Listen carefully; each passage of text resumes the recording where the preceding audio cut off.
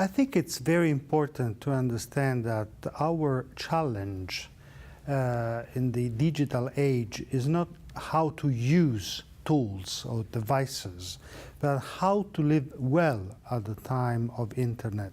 So not how to use it, but how to live well at the time of the digital technologies, because they have a deep impact on our way of living, of thinking, and they are answering to important questions that human beings always had, like the desire for knowledge or for relationship. And so we have to be aware of that. And so the distinction between virtual and real is not adequate, it is not important, because the real distinction is between the physical and the digital. But both of them are real. It's important to understand what we mean for presence. And until some years ago, being present means being there, physically. But now, through the digital media and social networks, for example, we are, of course, physically present in a place, but we can share our presence in social media. So, for example, I can take a picture of the place where I am, sharing it on Facebook, and I can create a conversation about what I'm doing, what I'm saying, where I am. And so, in a sense, I'm present here in this place, but also present in the conversation of my friends. And this is through the digital media. So we have to be aware of that. So there are different levels of presence. I think we should think, or we should start to think, how theology is changing at the time of the digital communication and the digital environment. The important, the way of thinking theology now, it's different. I could say that the digital environment has a deep impact on our way of understanding the world, even our way of thinking. So we think differently now. And and the traditional definition of theology is thinking faith. So my question now is how the digital environment, the new technologies are changing our way of thinking faith.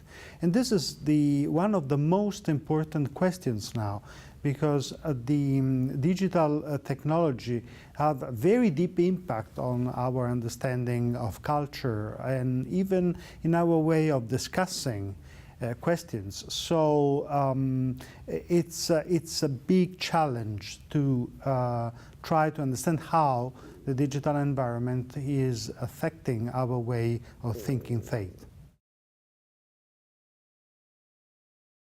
Cyber theology is a definition that I start to use, but just for saying something that is not well thought, at least until now. It's a new challenge, but it's a way of doing theology. It's nothing special. It's how to think faith at the time of the internet. This is the meaning of the word cyber theology. So it's the same experience of faith that start to think itself from inside. Yeah. So it answer the traditional question about the fides quaerens intellectum. So the faith needs to understand itself. And you can do that, you can understand faith only if you leave faith and you try to understand it from inside. So since our way of understanding is changing, so we have to be aware of that. Well, we live in the physical environment and in the digital environment. So we live our spiritual life in both the environment. Sometimes we think that internet is something cold or technological, but no, I mean, even technology is spiritual because it comes from our spiritual life, and even technology give answers to our deeper questions. So there are new questions now. So for example, we know that since the beginning, the human beings were looking for God. So the search for God was something that the human being always had and experienced.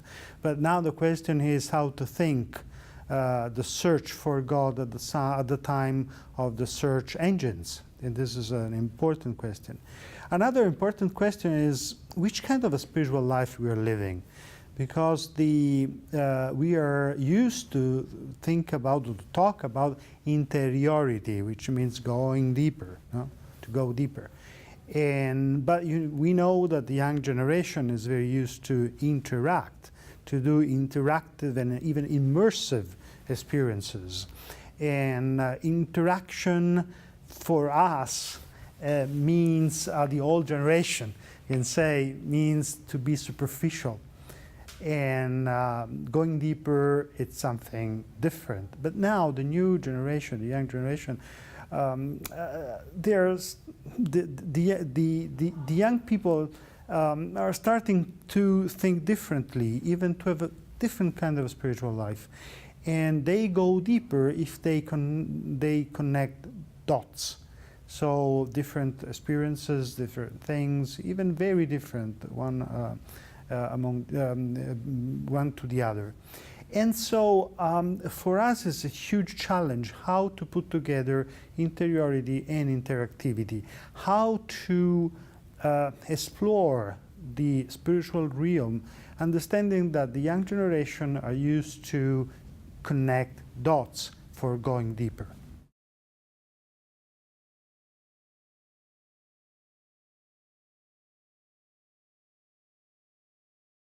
I'm Sicilian, so I come from the south of Italy, and our culture is a culture of relationships. And usually the culture, the Latin culture, is very grounded in relationships. Of course, all the cultures of the world are grounded in relationships, but there are different ways of living them. So going to the Philippines, for example, or going to Brazil, helped me a lot to understand there are different ways of living, even the social networks, because the cultural differences. I mean, a different way from the Anglo way of understanding the social networking. And so usually we are used to think the social networking in Anglo categories, which is fine, of course, but they express their own peculiar vision of the human being, and individuality usually there comes before the relationships. So I'm an individual, then I start to be in relationship with others.